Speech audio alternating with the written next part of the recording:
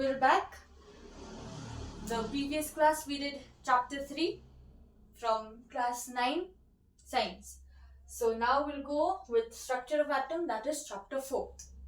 Okay, so पहले वाले chapter में हमने क्या देखा था कि डाल्टन जी ने कहा था कि atom is the smallest particle, it is indivisible, उसे डिवाइड कर ही नहीं सकते, वो सबसे छोटा है। पर उन्हें गलत प्रूफ कर दिया गया है that atom can be divided. ठीक है, तो अभी क्या में डिवाइड कर सकते हैं वो उसके बारे में भी हम पढ़ते हैं। ठीक है, तो डाल्टन बाबा ने क्या कहा था कि एटम इज इंडिविजिबल, उसे डिवाइड नहीं कर सकते।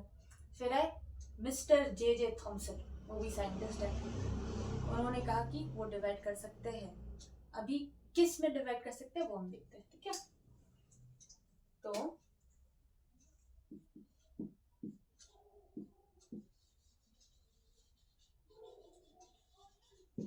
जे थॉमसन ने की इलेक्ट्रॉन्स की क्या डिस्कवरी। ठीक है, तो उन्होंने कहा कि एटम्स कैन बी डिवाइडेड, और एटम्स क्या में डिवाइड कर सकते हैं into 3 parts, one is electrons, protons और न्यूट्रॉन्स। वो सब के बारे में भी हम पढ़ते हैं। तो जे थॉमसन ने डिस्कवर किया इलेक्ट्रॉन्स। ओके, उन्होंने ये डिस्कवरी करने के लिए एक एक्सपेरिमेंट किया। उन्होंने इधर एक रॉड एक कैथोड का बॉक्स रखा। ठीक है, कैथोड मतलब which is connected to a battery which releases only negative charge। ठीक है, तो यहाँ से सिर्फ नेगेटिव चार्जेस ही निकल पा रहे थे, राइट, यहाँ से सिर्फ नेगेटिव चार्जेस निकल सकते थे। फिर यहाँ पे एक स्क्रीन रख दिया। ये स्क्रीन बना था ZnS यानी जिंक सल्फाइड। अब ये जिंक सल्फाइड क्या है, ZnS कहाँ से आता है, वो सब आपको कुछ लेना देना नहीं। ठीक है, जिंक सल्फाइड बस इतना जान लीजिए दैट इसमें अगर कुछ भी चार्ज पार्टिकल्स यानी पॉजिटिव नेगेटिव, ये सब चार्जेस अगर आके टच करेगा तो इट विल शाइन, चमकेगा। ओके, तो अभी यहाँ पे है कैथोड, जहां से सिर्फ नेगेटिव पार्टिकल्स निकल पाते हैं। यहाँ पे screen that is made up of zinc sulphide. तो इस एक्सपेरिमेंट का नाम उन्होंने दिया कैथोड रे एक्सपेरिमेंट।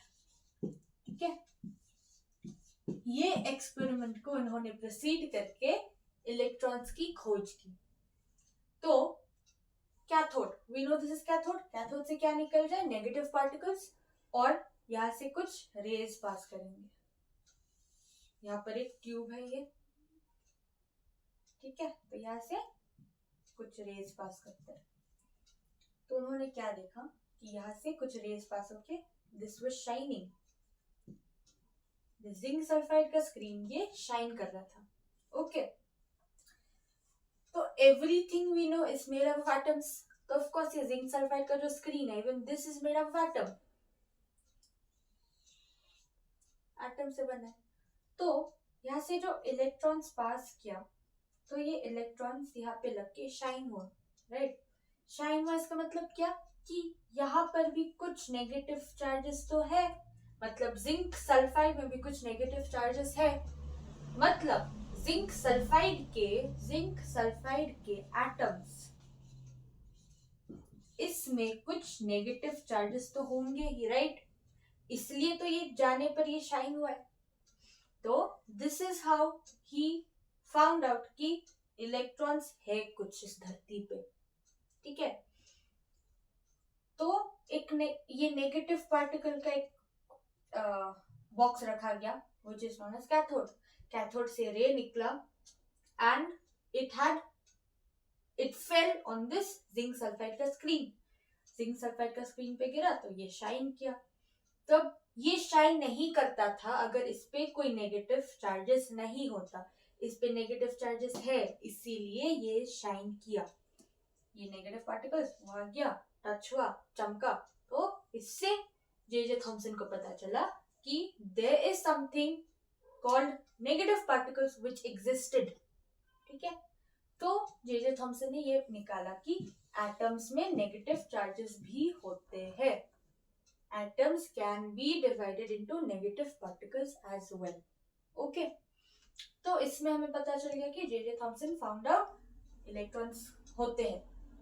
अभी ये एक्सपेरिमेंट में आपको जो पूछा जाएगा एग्जाम्स में, दैट इज कि ये जो एक्सपेरिमेंट किया गया इसमें कुछ मतलब कैसे किया गया था and what were the few things which you have to remember about this experiment. ठीक है, पहला वाला है ये जो ट्यूब लिया गया था, this tube was of vacuum.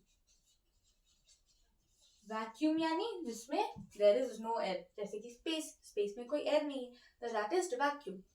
तो यहाँ पर भी ये ट्यूब में कोई एयर नहीं था, सो ही मेड दिस वैक्यूम। ये ट्यूब वैक्यूम का था। फिर नेक्स्ट था कि यहाँ पे आपका वोल्टेज हाई है। ठीक है, फिर नेक्स्ट हो गया pressure was low. These were the conditions.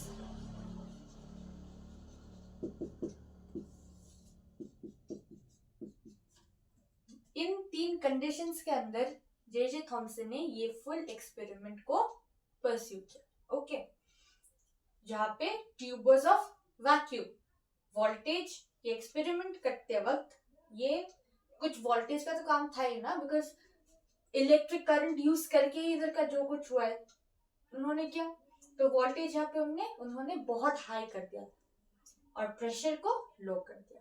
Okay, तो ये 3 कंडीशंस आपको जानना है, अच्छे से रट लेना। ठीक है, voltage high, pressure low, voltage high and pressure low. Okay, तो ये कंडीशंस जान के आपको जाना है एग्जाम, क्योंकि ये कंडीशंस आते ही है। ओके, देन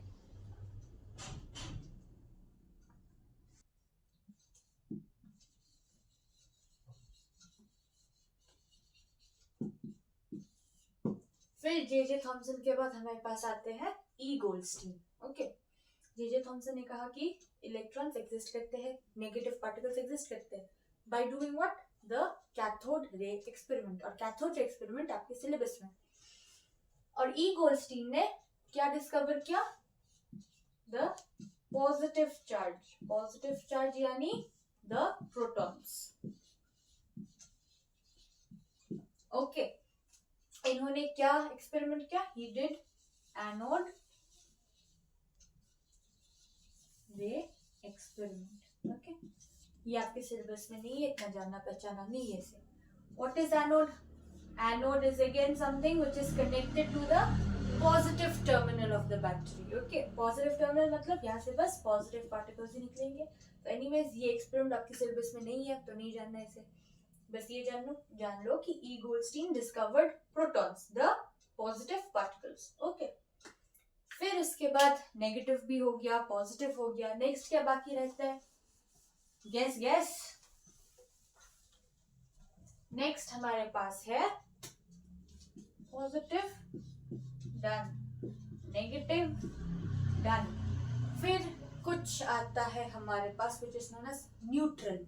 वो ना ही पॉजिटिव ना ही नेगेटिव, ना ही धोबी का ना ही घाट का, दिस इज न्यूट्रल। अब ये न्यूट्रल चार्जेस को किसने डिस्कवर किया? It was J Chadwick, who had discovered the neutral charges, and उन्होंने ये न्यूट्रल चार्जेस को, न्यूट्रल पार्टिकल्स को क्या नाम दिया? न्यूट्रॉन्स।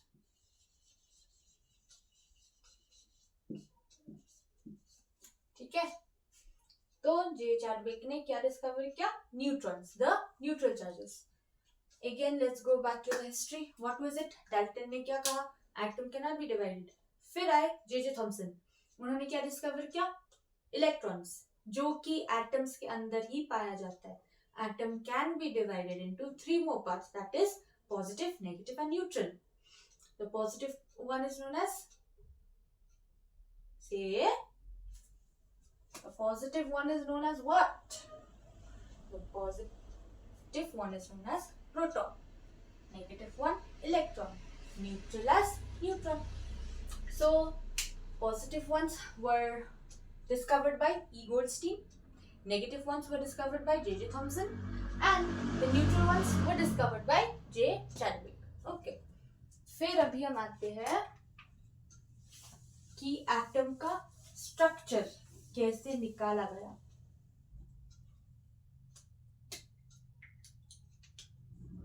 जब प्रोटॉन्स और इलेक्ट्रॉन्स का डिस्कवरी हो गया था तब J.J. थॉमसन ने एटम का एक स्ट्रक्चर बोला था. ठीक है, तब तक जब उन्होंने एटम्स का एक स्ट्रक्चर बोला था तब तक न्यूट्रॉन्स का डिस्कवरी नहीं हुआ.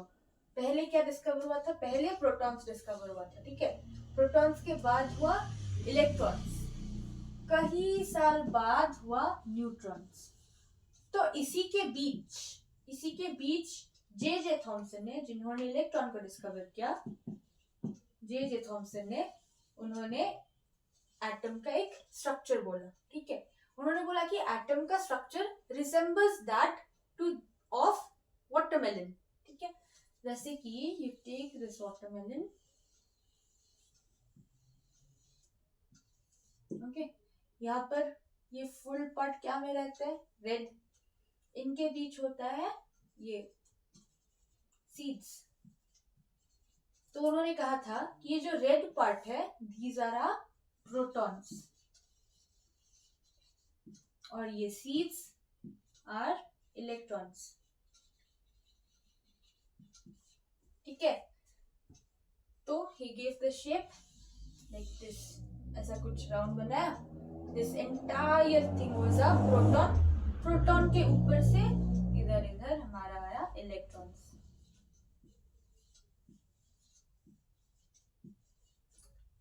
J.J. थॉमसन ने हमें ये स्ट्रक्चर दिया एटम का.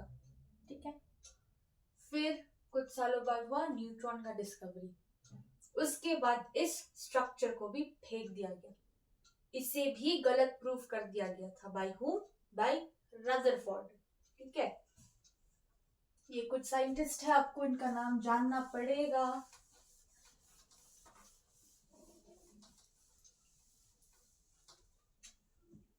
रदरफोर्ड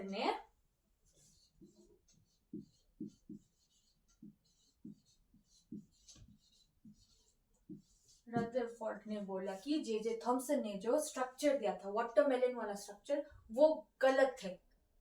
ठीक है, उन्होंने उस स्ट्रक्चर को गलत कैसे प्रूफ किया? By doing an experiment. यहाँ पे उन्होंने एक बॉक्स रखा which was made of lead का एक बॉक्स रखा. उसके अंदर उन्होंने अल्फा पार्टिकल्स रख दिया था. अभी ये क्या है मैं समझाती हूँ. फिर यहाँ पे एक गोल्ड फॉइल रख दिया था, a foil which is made up of gold. Okay, gold foil. फिर यहाँ पे कुछ ऐसा इस तरह का था, द डिटेक्टर. Okay, detector. तो अल्फा पार्टिकल्स पहले क्या है जानते हैं? Alpha particles were the helium-2 plus particles. अब क्या है कैसे है, अगर समझ नहीं आते तो बस इतना जान लो कि alpha particles were the positive, plus Ve यानी पॉजिटिव चार्जेस थे. These were the positive charges. Alpha particles were your positive charges. Okay. तो ये बॉक्स के अंदर अल्फा पार्टिकल्स थे. तो उन्होंने क्या किया कि यहाँ से अल्फा पार्टिकल्स को थ्रो किया. तो यहाँ पे जाके स्ट्राइक हुआ कुछ पार्टिकल्स. ओके, तो कुछ पार्टिकल स्ट्राइक हुआ, कुछ यहाँ से निकल गए. कुछ पार्टिकल्स यहाँ से निकल गए, इस डिटेक्टर पे टच हो गया. फिर कुछ पार्टिकल्स यहाँ गए, जाके ही फिर से सेम पाथ पे रिवर्स हो गए. ठीक है, फिर कुछ इधर जाके इट रिट्रेस्ड इट्स पाथ, कुछ ऐसे गए, ठीक है, कुछ एकदम सीधा सीधा रिटर्न आए, और कुछ मैक्सिमम ने क्रॉस कर दिया था, ठीक है, दे वेंट बिहाइंड, क्रॉस कर दिया था। अभी हमें पता है everything is made up of atoms, तो even this gold foil must be made up of atoms. ये जो गोल्ड फॉइल है, this is a gold foil,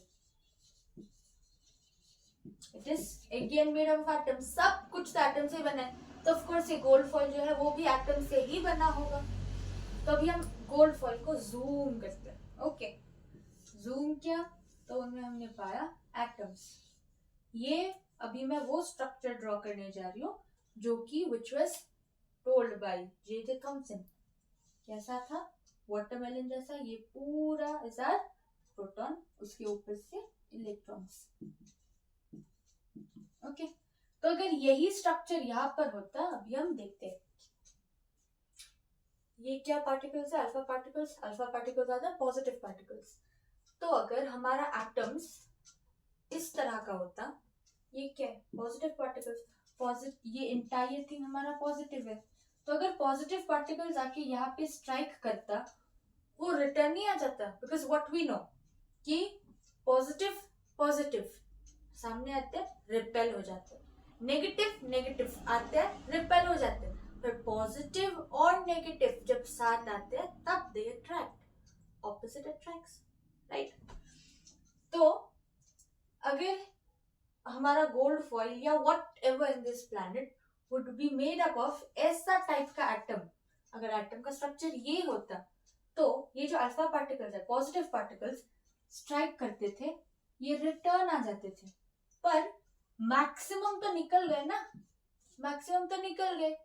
अगर हमारा स्ट्रक्चर ये होता था तो मैक्सिमम तो ऐसे आता था ना, मैक्सिमम रिटर्न बैक होता था, पर यहाँ पर तो मैक्सिमम इट पास्ड, निकल गए। यहाँ पर क्या, अगर ऐसा स्ट्रक्चर होता था तो ज्यादातर इस तरफ आ जाते, हिट होके, अल्फा पार्टिकल्स होते positive particles, positive particles hit होके रिटर्न आ जाते थे, पर यहाँ पे it crossed, right, it crossed, जिससे इन्हें पता चला कि maximum portion were not the positive once, maximum were negative, इसलिए तो मैक्सिमम यहाँ से निकल गए, क्योंकि ये पॉजिटिव है, तो पॉजिटिव मैक्सिमम में टकराए, टकरा के निकल गए, और पॉजिटिव तभी टकराएंगे जब ये नेगेटिव होगा, क्योंकि like particles repel, unlike particles attract. यहाँ पे अनलाइक पार्टिकल्स था इसलिए मैक्सिमम निकल गए, और कुछ पोर्शंस ऐसे थे जहां पे पॉजिटिव था, इसीलिए वो लोग इस तरफ रिटर्न आ गए, ठीक है। अभी रदरफोर्ड ने तो इस स्ट्रक्चर को गलत प्रूफ कर दिया, तो हमारा सही स्ट्रक्चर क्या होगा देखते हैं। ओ अच्छा, हमने पहले इधर क्या देखा था, it was made up of gold foil, तो रदरफोर्ड क्या ज्यादा अमीर थे कि उन्होंने गोल्ड फॉइल यूज किया? नो, गोल्ड फॉइल का एक खासियत है, खूबी है, gold foil is malleable in nature.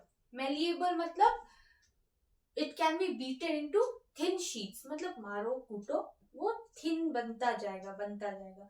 This gold foil will be thin thin thin, जितना पतला कर सकते हो वो पतला होगा, और जितना पतला हमारा शीट उतना अच्छा एक्सपेरिमेंट, ठीक है। ये क्वेश्चन आता है, अच्छे से सुन लीजिए, गोल्ड फॉइल हमारा जितना पतला होगा उतना हमारा एक्सपेरिमेंट अच्छा होगा, तो उन्होंने इसीलिए गोल्ड फॉइल को चुना, because gold foil has the nature of malleability, malleability यानी beating into thinner sheets.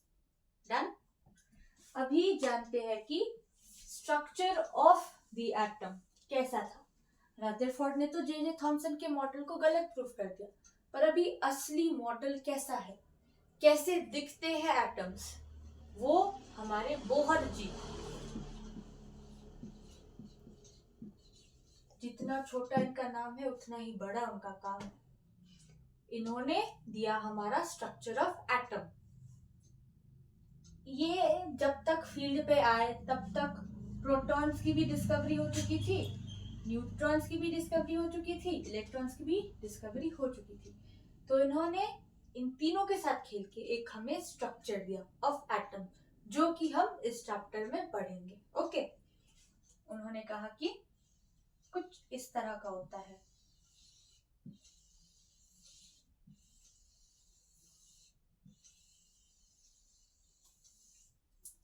This is our structure of atom. ठीक है, कुछ इस तरह से समझो। दिस इज आवर अर्थ, उसके बाहर है orbits, sorry this is a sun, ये हमारा सन है, this is our sun.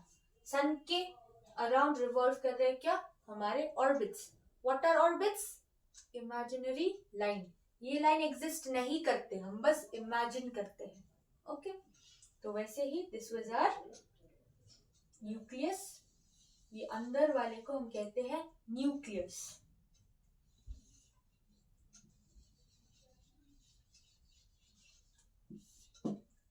Okay, और इसके अराउंड जो ऑर्बिट्स रिवॉल्व करते हैं उसे हम ऑर्बिट्स भी कह सकते हैं या फिर शेल्स।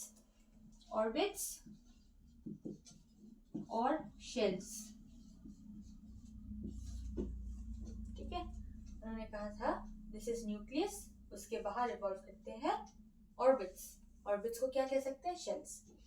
तो जैसे सन के अराउंड थे ऑर्बिट्स, आई मीन है, सन के अराउंड है ऑर्बिट्स, और ऑर्बिट्स में क्या घूमता है? प्लैनेट्स, मर्क्यूरी, वेनस, अर्थ, मार्स, जुपिटर, ब्ला ब्ला ब्ला। तो सन एक जगह पे टिका हुआ रहता है, वो हिलता नहीं है, और उसके बाहर जो है ऑर्बिट्स, उसके अराउंड क्या रिवॉल्व करते हैं? हमारा planets. So in the same way इस ऑर्बिट्स में भी कुछ रिवॉल्व करते हैं, and that is known as electrons. Electrons revolve करते हैं इधर। ओके, तो हमने क्या जाना इलेक्ट्रॉन्स के बारे में? इलेक्ट्रॉन्स तो हमें ऑर्बिट्स में मिल गए, electrons were found in the orbits, right. तो प्रोटॉन और न्यूट्रॉन कहाँ गए? Proton and neutron were found inside the nucleus.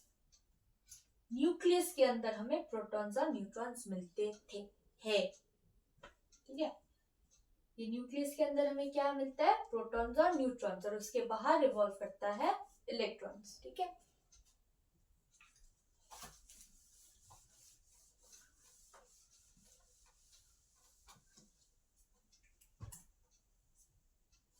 तो अभी अगर मैं कहूं कि mass of the atom, mass of the atom क्या है? Proton plus neutron. ये क्यों कह रहे हैं हम लोग? क्योंकि देखो, mass of protons is approx, ये जो साइन है this is approx, approximately equal to 2000 times of mass of electrons. ठीक है, तो प्रोटॉन का मास इलेक्ट्रॉन के मास से 2000 टाइम्स ज्यादा है। अगर इलेक्ट्रॉन का मास, अब सोचिए इलेक्ट्रॉन का मास इतना कम है, राइट, इतना कम है, क्योंकि प्रोटॉन्स का मास क्या है? 2000 times of electrons, 2000 times of electrons.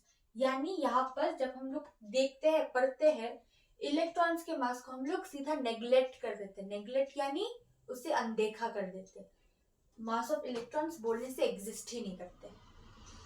ठीक है, इसलिए मास ऑफ, ये चीज आपको अच्छे से ध्यान में रखना है, सीख लेना है। Mass of proton is approximately equal to 2000 the mass of electrons. इसीलिए जब हम लोग एटम का मास देखते हैं, ये है एटम, अराउंड है शेल्स, अंदर है हमारा प्रोटॉन्स और न्यूट्रॉन्स, और बाहर है इलेक्ट्रॉन्स। तो जब हम मास ऑफ एटम देखते हैं, हम बस ये प्रोटॉन और न्यूट्रॉन को ही देखते हैं, और जो एटम में मास होता है वो ऑर्बिट्स में, या फिर ये जो शेल्स कहते हैं हम लोग, ऑर्बिट्स शेल्स में एग्जिस्ट नहीं करता। जो मास है that is present only in the nucleus, जो मास है हमारा एटम का that is only in the nucleus, ठीक है। और न्यूक्लियस के अंदर क्या है, प्रोटॉन्स एंड न्यूट्रॉन्स, तो इसीलिए मास of the atom is protons and neutrons. जब हम मास ऑफ द एटम के बारे में बात करते हैं वहां पे इलेक्ट्रॉन्स का जिक्र तक नहीं होता, it's just proton plus neutron, ठीक है। Now we will learn the name of the shells.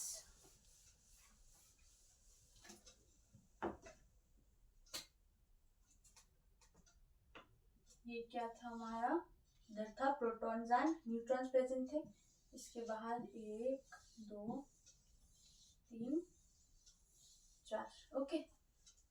तो इधर तो चलो ये हमें पता चल गया, this is nucleus, this is our nucleus. Nucleus के अंदर क्या है, प्रोटॉन प्लस न्यूट्रॉन, राइट। और जब प्रोटॉन प्लस न्यूट्रॉन्स कहीं भी देखते हैं, प्रोटॉन्स प्लस न्यूट्रॉन्स, हम क्या कहते हैं उसे, nucleons.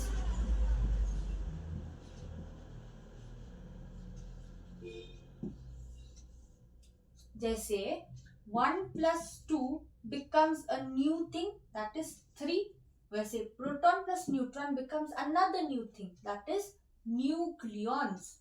So nucleons are present in the nucleus. Nucleus of what? Nucleus of the atom. और उसके बाहर शेल्स है, तो ये तो हमारा न्यूक्लियस हो गया, न्यूक्लियस के बाहर ये हमारा फर्स्ट शेल है, तो first shell is known as R, ये जो the first shell is known as K shell, the next this L shell, M and N, ठीक है। so K L M N, और इन 4 शेल्स में हम लोग इलेक्ट्रॉन्स को डिस्ट्रीब्यूट करते हैं, ठीक है। सोचो एक एलिमेंट के पास अगर 20 इलेक्ट्रॉन्स हुए, अच्छा E और ऊपर minus, this is how we denote electrons, okay. P और ऊपर plus, this is how we denote protons. N और ऊपर 0, this is how we denote neutrons, okay. तो अगर किसी एलिमेंट में हमारे पास 20 इलेक्ट्रॉन्स होंगे, तो इन 20 इलेक्ट्रॉन्स को हम लोग इन 4 ऑर्बिट्स में अलग अलग करके डिस्ट्रीब्यूट करके रखेंगे, ओके। और प्रोटॉन्स और न्यूट्रॉन्स तो जाहिर सी बात है ये अंदर ही होगा, राइट।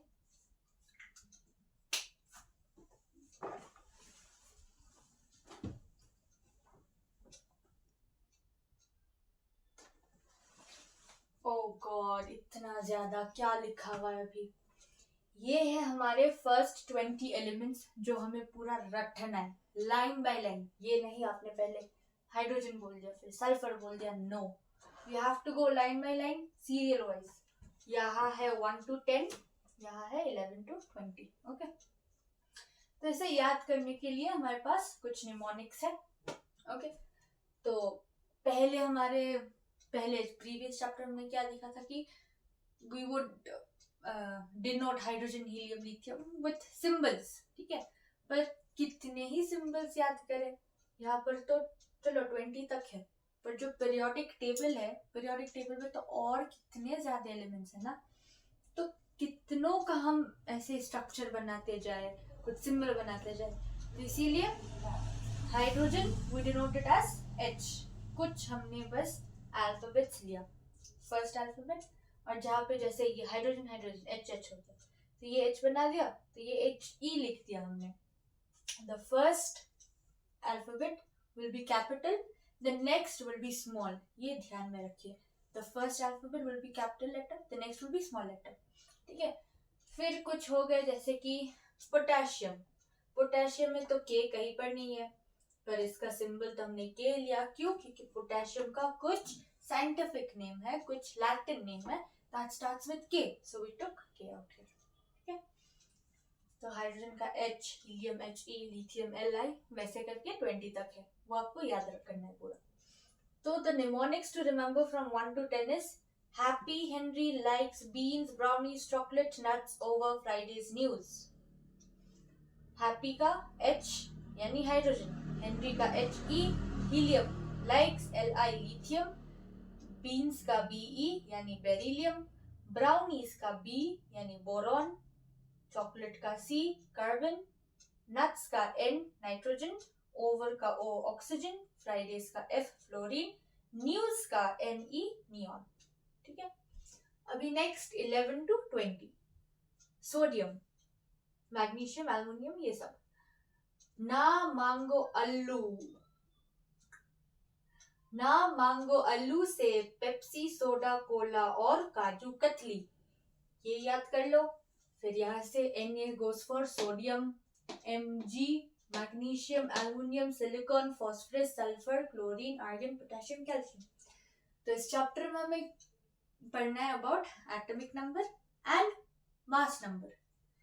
तो जो आपका सीरियल नंबर है that is your atomic number.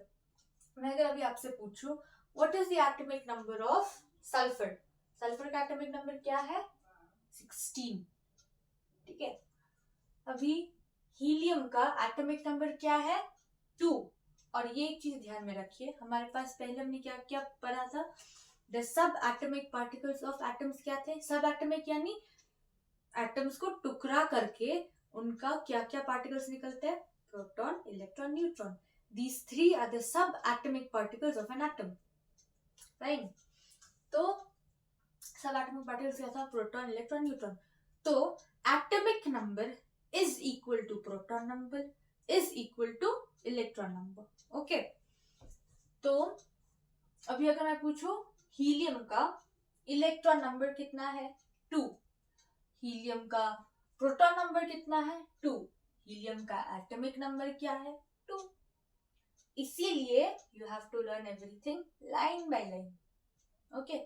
अभी हम आते हैं what to do with the mass number. Mass number तो लाइन बाय लाइन नहीं होता.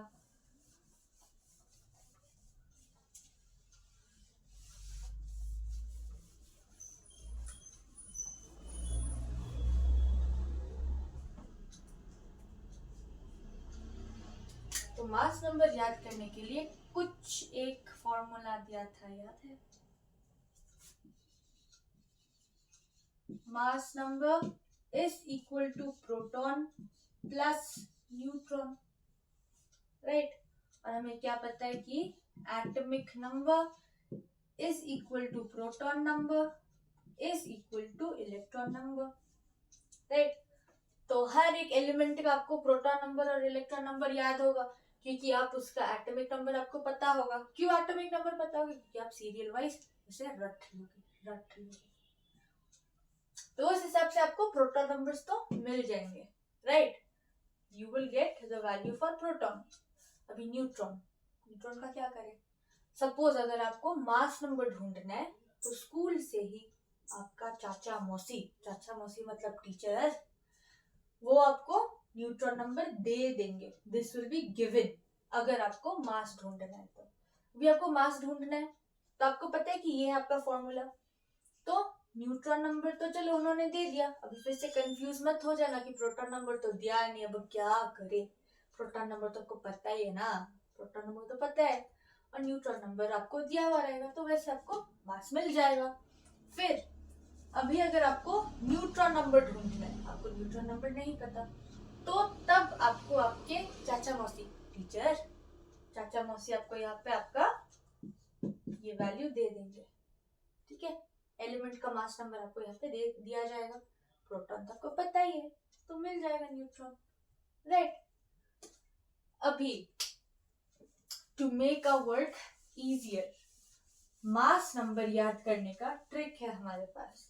भले ही आपको कभी कभार दे देंगे मास नंबर, न्यूट्रॉन नंबर, पर टाइम नहीं है आपके पास, आपको जल्दी जल्दी सॉल्व करना है क्वेश्चंस. तब मास नंबर कैसे लिखे, ठीक है, उसके लिए ट्रिक है.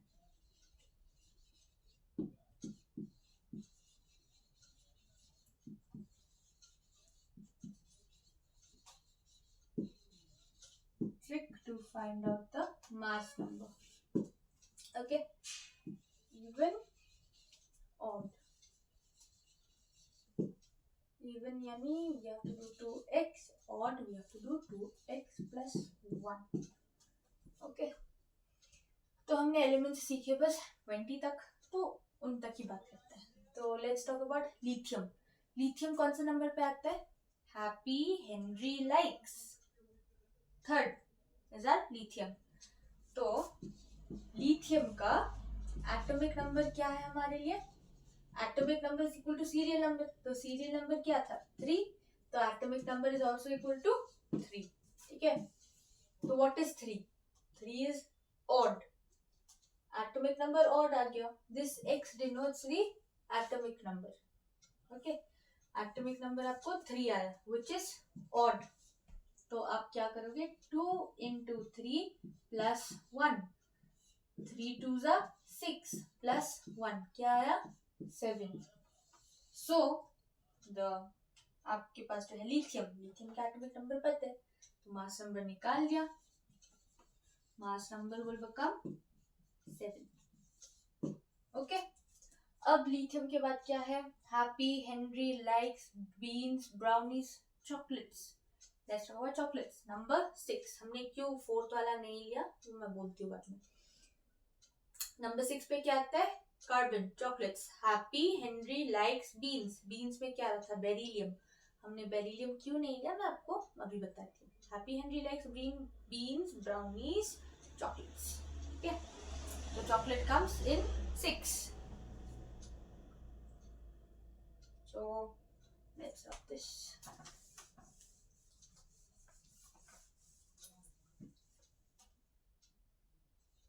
पे आते हैं कार्बन. चॉकलेट यानी कार्बन. तो कार्बन का हमें क्या पता है? एटॉमिक नंबर क्या है? 6. अभी मास नंबर चाहिए. What is 6? Even number. तो x इवन नंबर है ना, तो हम ये फॉर्मूला यूज करेंगे even. In place of x क्या वैल्यू पुट करेंगे? 6. So this becomes 2 into 6 which is 12. तो हमें पता चल गया कि मास इज क्या? 12. Okay, this is how we calculate the mass number. एक तो ये फॉर्मूला है हमारे पास. This is not a formula, actually ये ट्रिक है. ठीक है, ये ट्रिक हर जगह नहीं होता. आओ मिल जाएगा. So this is the trick to find out the mass number. और इसे छोड़ के जो फॉर्मूला हमारे बुक में है, जो सिखाया गया है, that is mass number is equal to proton plus neutron. अभी तो चलो आपको मास नंबर ये सब करके मिल ही जाएगा, तो मास नंबर आप खुद ही ढूंढ लोगे. प्रोटॉन भी खुद ही पता है, तो न्यूट्रॉन तो निकल ही जाएगा ना. ओके, पर और एक चीज बाकी है. Chemistry is mostly known for its exception. Chemistry बदनाम है किस वजह से? उसके एक्सेप्शंस के वजह से. तो देखते हैं एक्सेप्शन क्या है इनमें. Our exceptions are hydrogen, beryllium, nitrogen and argon. This is our atomic number. This is our mass number. Okay, this is hydrogen 1, 4, 9, 7, 14, 18 and 40. ये तो एटॉमिक नंबर हमें पता ही है. और मास नंबर हम वो ट्रिक यूज करके इन चारों के लिए नहीं निकाल सकते. क्यों, क्या, कैसे, वो सब 11th के बाद. ठीक है, तो मास नंबर ये 4 का हमें रखना पड़ेगा. हाइड्रोजन का मास इज 1. बेरिलियम का मास याद है, मैंने बोला था 4th वाला क्यों नहीं लिया, क्योंकि वो एक्सेप्शन के अंडर आता है. बेरिलियम का मास इज 9, नाइट्रोजन का 40, आर्गन का 40. Okay, these are the mass numbers. और ये आता है एक्सेप्शन के अंदर. ठीक है,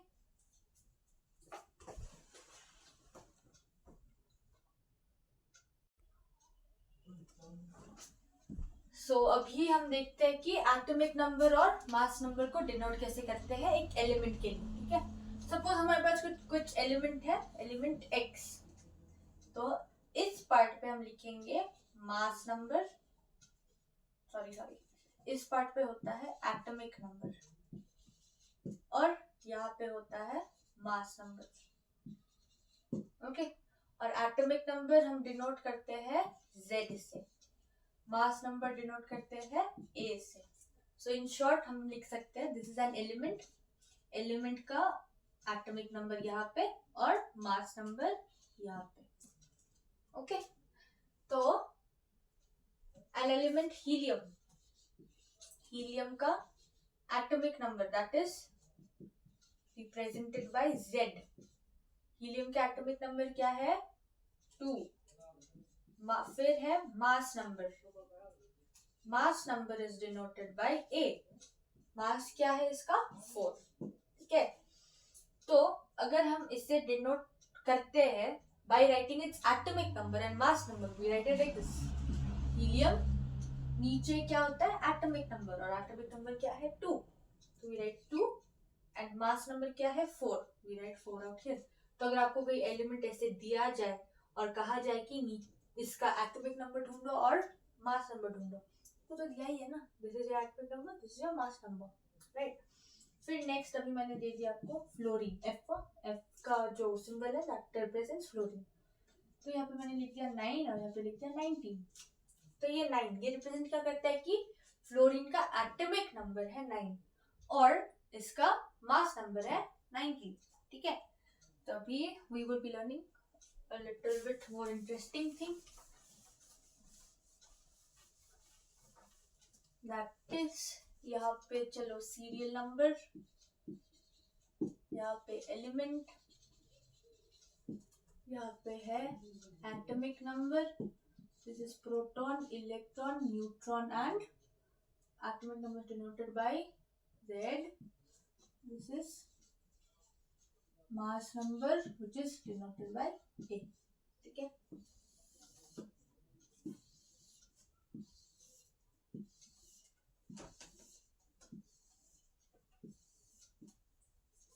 सीरियल नंबर 1 ये क्या आता है? हाइड्रोजन.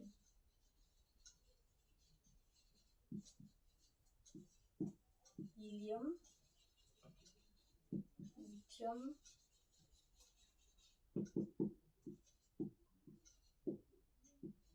Beryllium, boron. मैं बस एलिमेंट 5th तक कर रही हूँ, उसके बाद का आप खुद से कर पाओगे. ठीक है,